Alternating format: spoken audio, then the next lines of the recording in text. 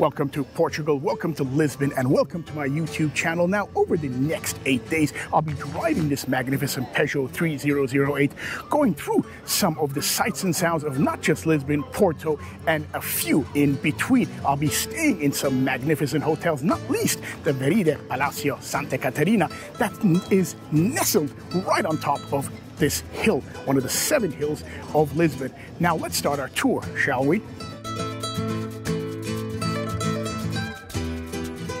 Well, welcome to a beautiful yet windy morning in Portugal's capital, Lisbon, and I'm here standing at perhaps the best vantage point of the city on top of the Verride Palácio Santa Catarina Hotel, who will be hosting me for the next couple of days. A beautiful, beautiful hotel, a must-try if you're ever in town here, or a great recommendation should anybody else like to come. Of course, I've driven here in my Peugeot 3008 from Porto, and I'm on an adventure across Portugal, visiting some of the best sights and sounds. As I stand over here, right behind me stands the 25th April Bridge, which will look somewhat similar to that one in San Francisco, the Golden Gate, because it's the same chaps that built it. This one was opened in 1966. Right over here stands the new Royal Palace. I say new, towards the end of the 1800s and early 1900s. It was used by Louis I. And of course, in 1910, the monarchy was abolished here. The previous palace was by the water, by the Tagus River that majestically stands behind me in the Ribeira neighborhood over here. Of course, there's a Ribeira neighborhood in Porto as well. And that palace, unfortunately, the previous one, I believe around 1770 or thereabouts, was severely damaged due to a tsunami and a bunch of earthquakes. Now, what is this city famous for? It's famous for a lot of things. First of all, it's a beautiful, vibrant European capital, and the oldest, if I may say. It's older than Rome. It dates back 3,000 years, and the Phoenicians were the first ones to settle here, and of course they traded out of here, and eventually the Portuguese were here. Perhaps the Portuguese get their wonderful seafaring ability from the Phoenicians. Of course, this is the famous city where Vasco da Gama sailed out of. What else is in this city? It's a vibrant, beautiful city full of history, full of cafes, bars, and restaurants. The famous yellow trams and many, many more. I'm going to be here in the next couple of days, for the next 5 days, so to speak, exploring this beautiful piece of European paradise.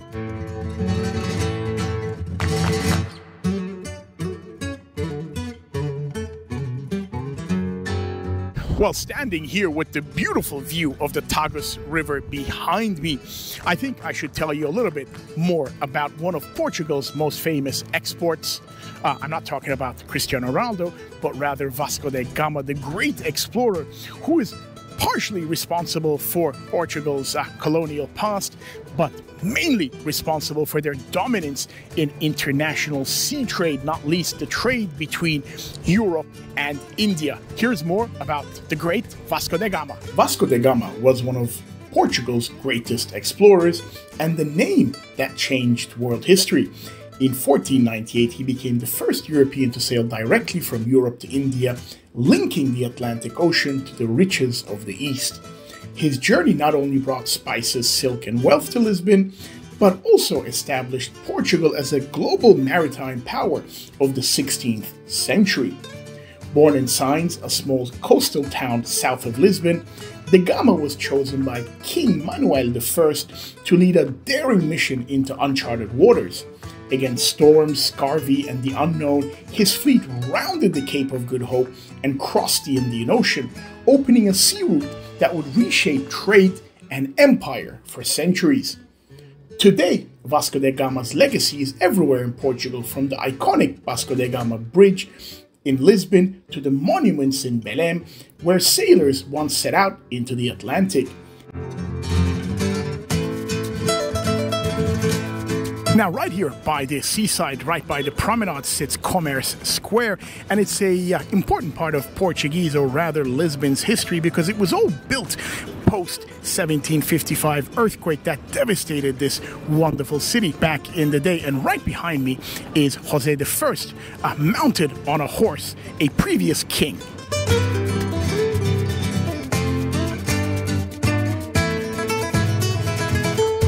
Praça de Comercio is Lisbon's grand riverside square and one of the most iconic places in all of Portugal. Once the gateway to a global empire, this is where ships from Brazil, Africa, India, and the Far East would arrive loaded with spices, gold, silk, and stories from all around the world. What you see today is actually a rebirth. After the 1755 earthquake and tsunami, almost all of downtown Lisbon was destroyed. The Marquis de Pombal, the visionary who rebuilt the city, designed the square as a symbol of resilience. It's wide, geometric, open to the river, almost like Portugal saying we'll rise again. The yellow Pombaline buildings surrounding the square were once government ministries and customs houses, and merchants would unload their goods here, and that's precisely why this is called Commerce Square. It was literally the beating heart of the Portuguese Empire. In the center, you'll see King Jose I on horseback, and then there is the Arco de Rua Augusta, the triumphal arch. If you go right to the top, you can probably get one of the best panoramic views of Lisbon. And once you go under and through it, you will end up in the coveted shopping street, Rua Augusta.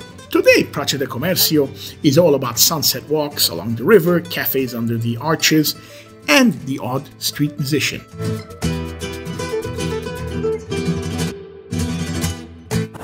Now, a rather traditional kind of street food that you can have here is something called pastel de bacalhau.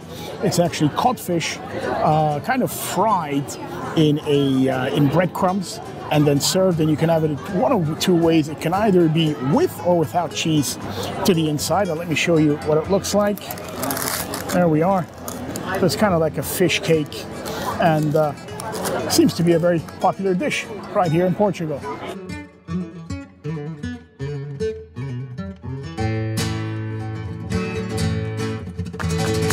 And if you ask me, more than fish, it's more of a potato filling.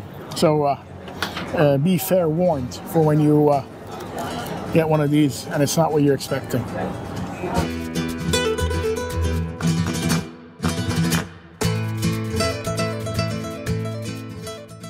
Now here we have Rocio Square, which actually means commoners or common square.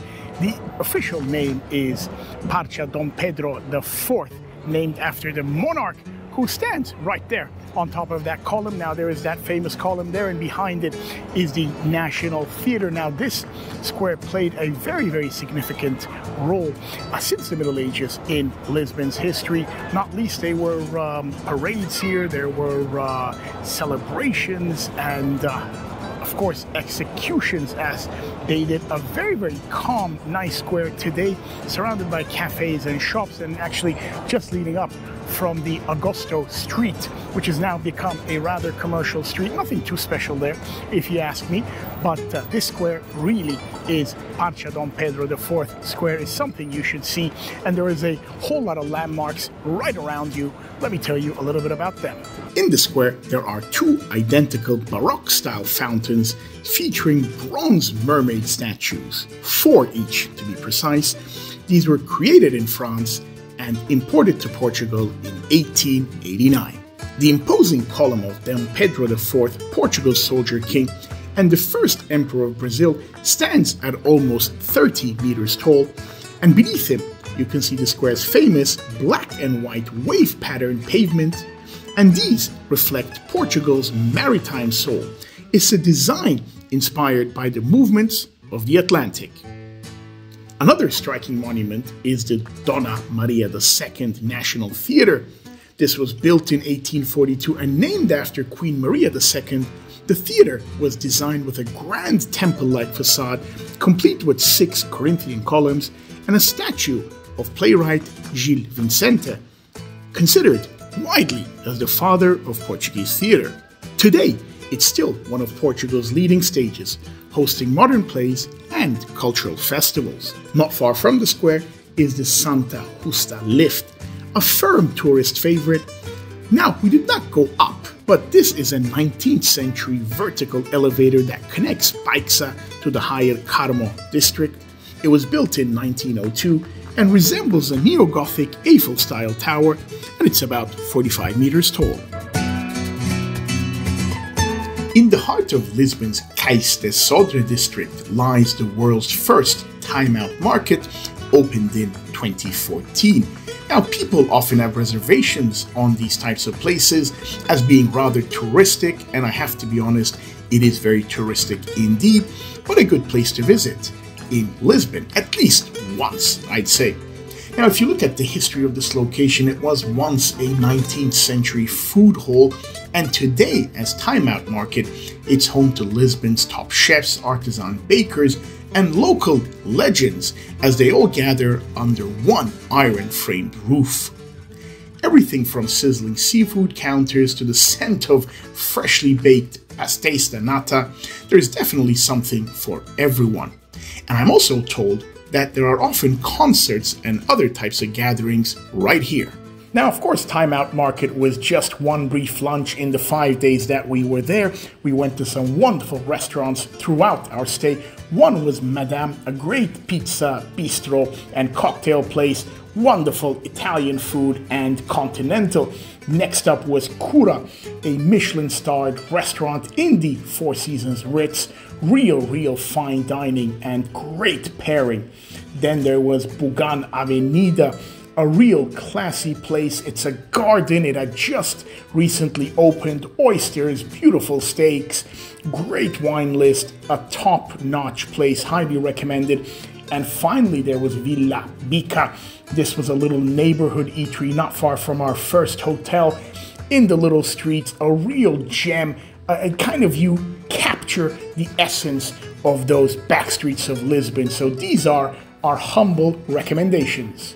Well, in Lisbon, the first hotel we stayed in was simply magnificent, the Verride Palácio Santa Catarina, a true city palace. The owner is Kees Eenhoorn, a Dutch citizen who fell in love with Lisbon back in the 1980s and eventually acquired the building in 2012 after a lengthy legal process, which saw him actually go to battle with the then mayor of Lisbon, who later became the Prime Minister of Portugal. Now, Kees achieved this goal and transformed the ailing building into, quite simply, one of the nicest hotels I've ever been. Now, let's hear a little bit from Kees himself. So, I'm curious to understand what brought you to Portugal. I think different reasons. It's friendship with people I met here in the 80s, and it's the ocean, and I was born in Amsterdam, and Lisbon is like Amsterdam, a capital of a small country that the citizens traveled all over the world for ages. And tell us a little bit about your background. I've been directing a contemporary dance company in Brussels as a general director. So I'm not the artist, there's an artistic director, but I was the one who's supervising, say, anything that is not the artist. And this magnificent building now, it sits wonderfully, it's been restored wonderfully. Can you tell us a little bit about the history of it? It's built by just after the earthquake, 1757, and it was owned by Count de Verride. We named the hotel after Verride, that is his family name, of the name that the king gave to the count. The family name is not Verride. Verride is a small city in the north, and I think it was a thank you of the king for the things the guy did for the country. He lived here before, I think he came here. It was a merchant that built the building. At the time, the river Tejo was here down the hill. So the people had the boats downstairs and had here in the building, mainly on the ground floor, the storage rooms.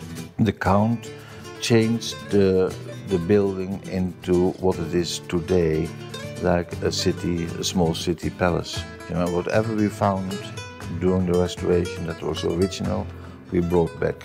This floor was very much done in around 1910, where at that time there was a mode, because people started to travel all over Europe, that every room has a kind of different atmosphere. And it's very much Rococo on that side, and it's more, say, Dutch orientated with a lot of wood on the west side, on the river side. Of course, no, we did a lot of things to level it up to. In that times, toilets, for instance, did not exist, bathroom did not exist. I don't know how they did it, but the building, of course, needed an upgrade. But the atmosphere, I think, when you go around, you still feel very much that you're back in time. On the top floor, floor 7, that is a floor that we completely took out. And that floor, everything is new, contemporary, and then brought it on a quiet, we had 3 words when we started the project: quiet, elegant and local.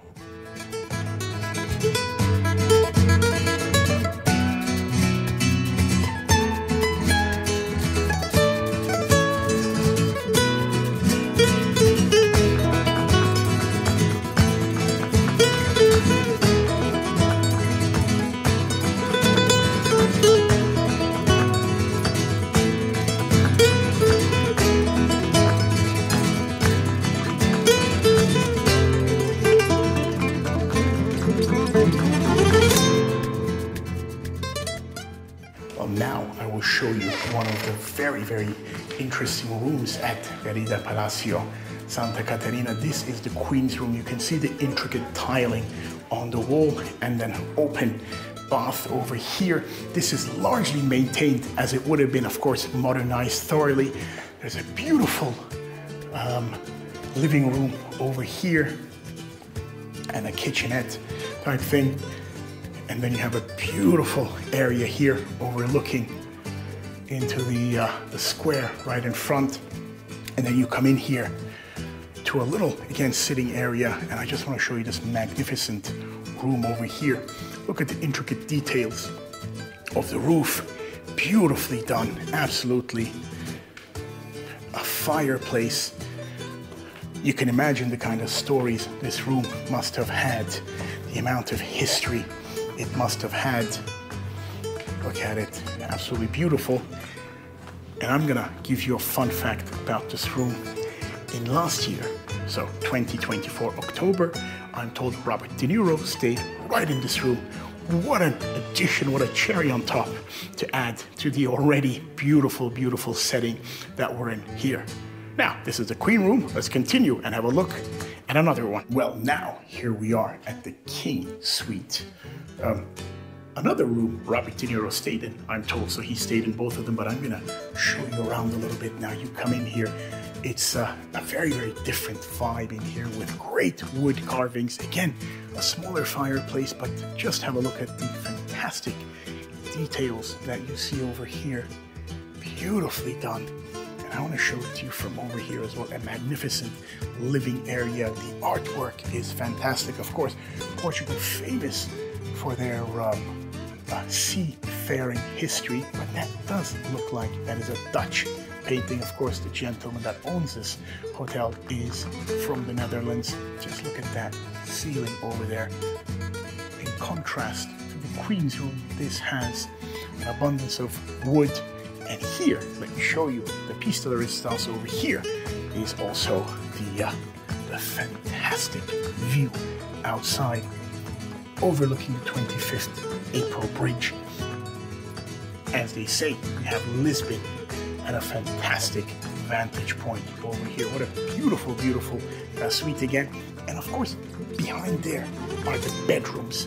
But I'm told the bedrooms are occupied at the moment, so we'll have to leave that for another time.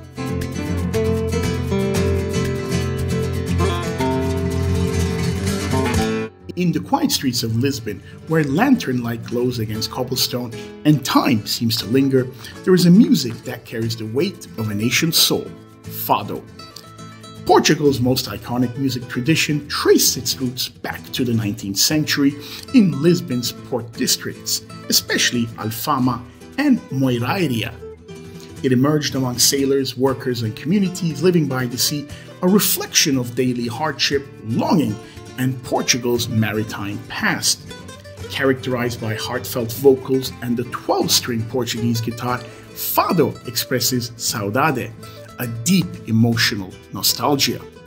In 2011, UNESCO recognized Fado as an intangible cultural heritage of humanity, preserving its legacy as a cornerstone of Portuguese identity.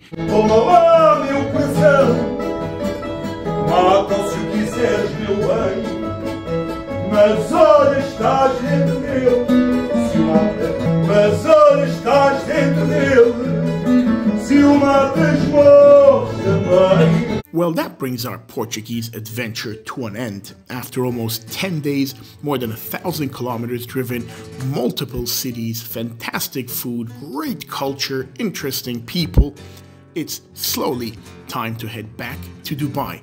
But before I do that, I'd like to give you some driving impressions on the beautifully crafted Peugeot 3008 that took us around this unforgettable journey. Until next time. Now this mild hybrid is a real pleasure to drive in this city, and to demonstrate that, I've taken a very early morning drive in the center of Lisbon.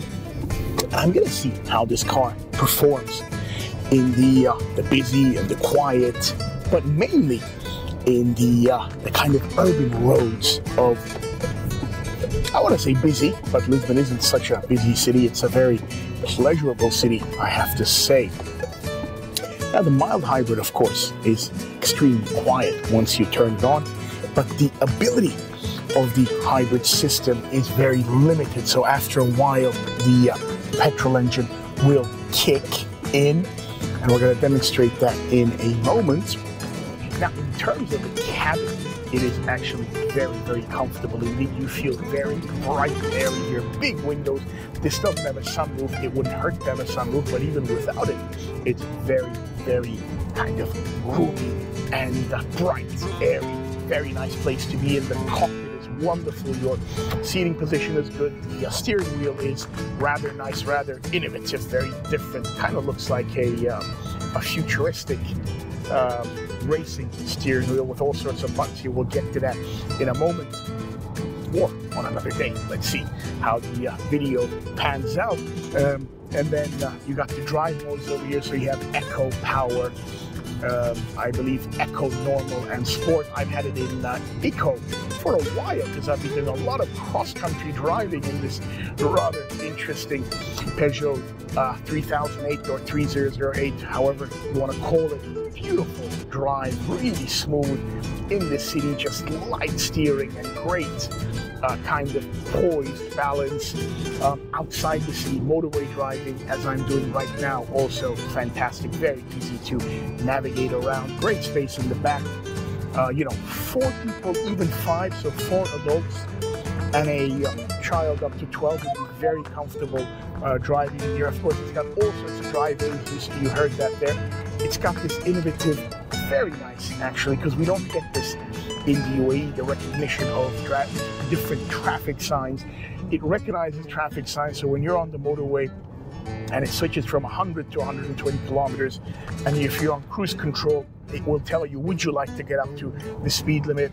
And all you have to do is literally just press it. It'll get you up to 120. It does have, it can get confused sometimes. And what I mean by that is, let's say, look, there's a sign up there coming up. It says 80.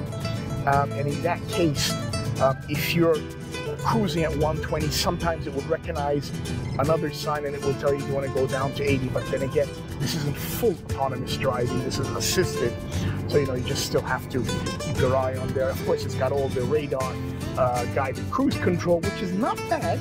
If I was to have a bone to pick with it, I guess the braking is a little bit more ferocious or a little bit more intense than it should be. But then again, that could be a European regulation, that could be a safety thing, which more than likely it is. It slows you down much kind of closer than I would perhaps like to have it set, but then again, it's a minor You know, not even an inconvenience, it's a minor comment there, but just a great ride for those long drives, which I have done many of over the past week, even longer than a week, but a great car. The tech in modern cars just gets better and better, and you know, we're gonna test the speed of this vehicle very soon as well.